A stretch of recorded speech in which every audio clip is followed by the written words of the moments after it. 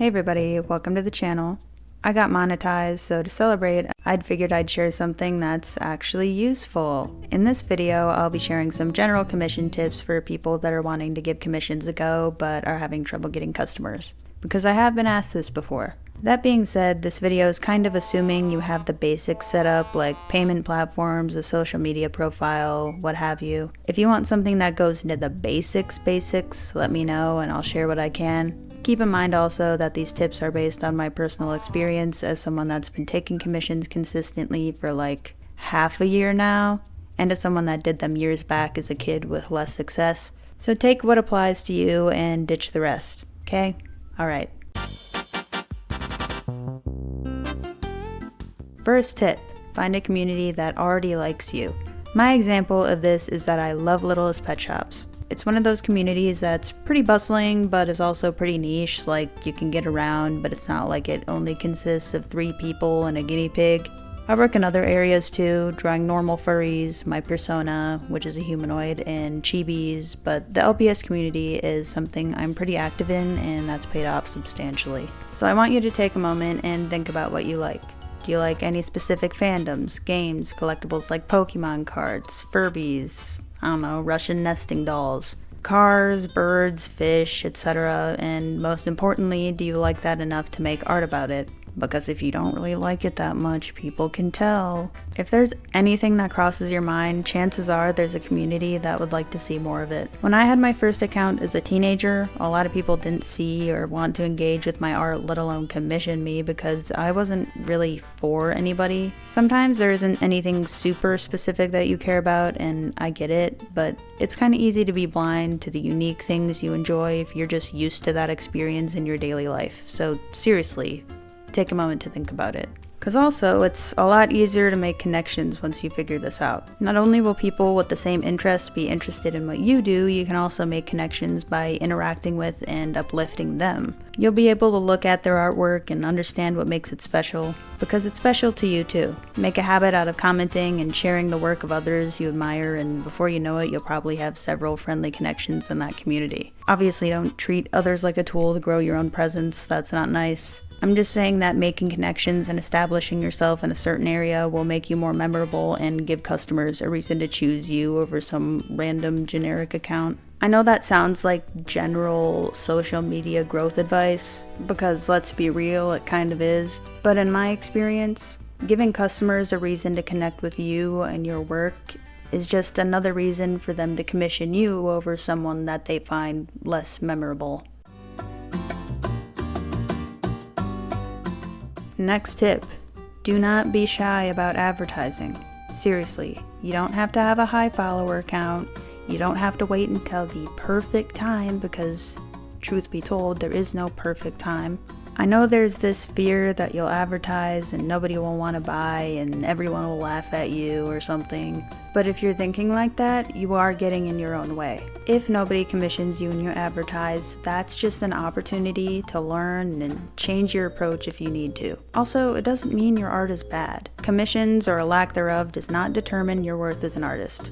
I'm not saying spam people every second of every day, but you have to put yourself out there on a regular basis if you want to regularly get work.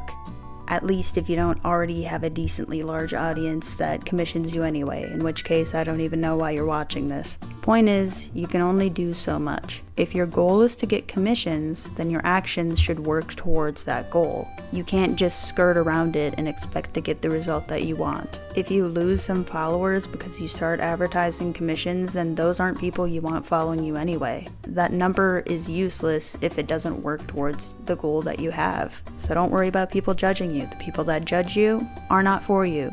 A way I advertise consistently without annoying people is I post finished commissions on my Instagram story and my page as a way to regularly advertise what I offer, and the people that follow me for my art. So it's just, oh, a new piece of art, cool. And you see in the caption that it's a commission, and people that are interested can see that and go, hey, I'd like something like this. I also post trial reels with speed paints, making it clear that those are pieces that are commissioned work. But if you're watching this video, there is probably a possibility that you don't have much of a backlog of commissions. So an alternative to this might be posting artwork you finish consistently and captioning it saying like how much something like this would cost. I've also seen some artists I follow post a price sheet every month to fill a certain number of slots, and then repost it somewhat regularly, updating their art examples and prices along the way. Point is, if you want people to know what you offer, don't make them dig for it. It's not cringe to regularly share what you offer. It's important.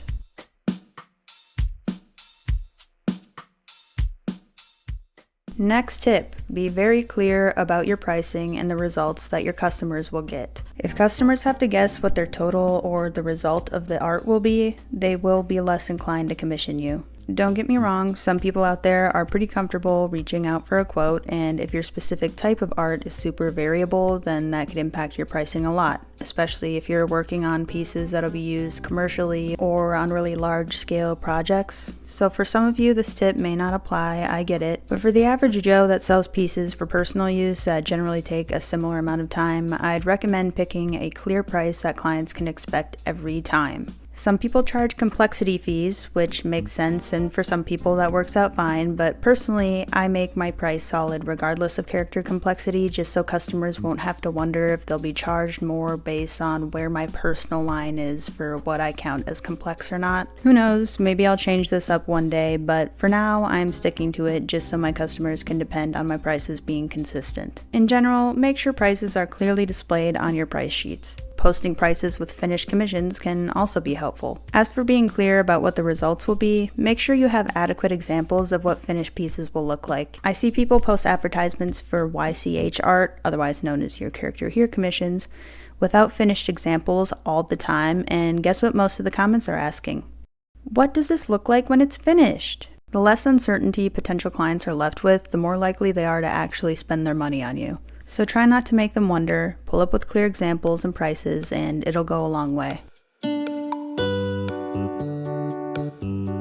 Speaking of your character here's, my next tip is to try out your character here commissions if you're just not getting commissions.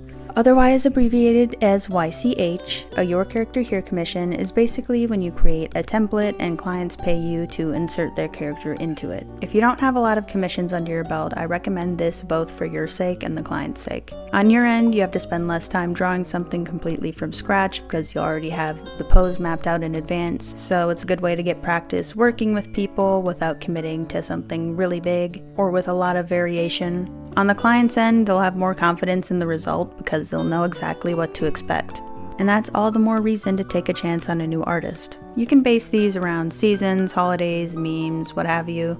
Doing the same thing over and over can be tiring, so you don't have to keep the same ones open forever and ever. But I found a lot of success with these when I was just starting up commissions again. For example, when I first started commissions again, like at the beginning-ish of this year, I was really daunted because I haven't taken commissions in like years. Actually, no, I did take a couple before this, but it wasn't many. And to get over that hump, it was a lot less daunting to start with a Your Character Here. For example, I did this heart pillow chibi. Like, it was a good time. I didn't have many followers, like, at all, but people were probably more inclined to commission me because they knew exactly what to expect, even though I was new to them. And it centered around a holiday that they liked, Valentine's Day. There was also this period of time that I was using this drooling Patrick image like constantly as a reaction image, so I thought it'd be funny to make a Your Character Here based off that, and I was pretty successful with that as well.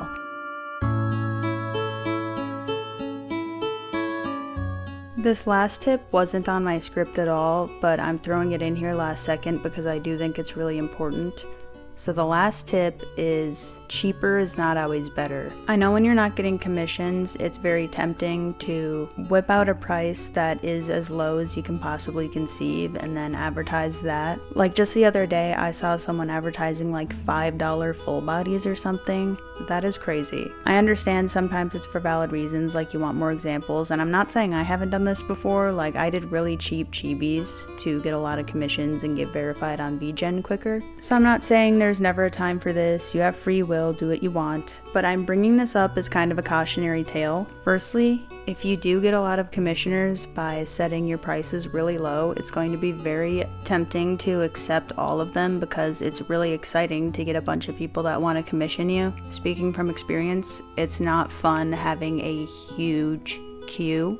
It's actually very stressful, especially when people are waiting. If you are pricing your art so low to that degree, then it's almost better to just pick and choose people to draw art for yourself, your friends, whoever. Because there's also not a guarantee that the people commissioning you will have characters that you'd want to use in your portfolio. That's not to say that they're bad characters or anything, it's just that, let's say you prefer to advertise cutesy commissions because that's what you like drawing, and you get commissioned to draw characters that don't really fit the same aesthetic. It might not even be beneficial in the end to have that piece as an example if that's not what you want to draw regularly. If you're really desperate to make your artwork accessible or to have more experience working with people like this, then at the very bare minimum, please set a limit to how many commissions you accept. Do not accept every commission that comes your way if you're suddenly swamped. That is not the experience you want to have. I'm being so serious. Going from 0 to a full queue because you advertise your full bodies for $2, that is not a situation you want to be in. So yeah, for some reason you're dead set on doing this, set a limit, please. You will thank yourself later. Another reason I would recommend against setting your commissions comedically low is because it attracts the worst type of clients. Don't get me wrong, I know it's harder to live these days, I know people have less disposable income, so if you're someone that buys cheap art, I'm not blaming you for buying art at a price that you can afford. So don't think I'm referring to you here. I'm just saying there is a distinction between people that buy art at that price because that's what they can afford, and there's people that buy art at that price because they do not see the value in art being priced at a fair price. There's people that want elaborate pieces and aren't willing to spend more than $10 because they don't see the value and time that goes into creating a piece like that. And the people that genuinely don't see the value in your artwork will probably treat you the worst. It's a tale as old as time. Again, not everyone has a ton of disposable income, and just because someone buys your art when it's cheap doesn't mean they're going to be a nightmare client. I'm just saying that if you can avoid opening the door to people that are more likely to be nightmare clients, maybe do that.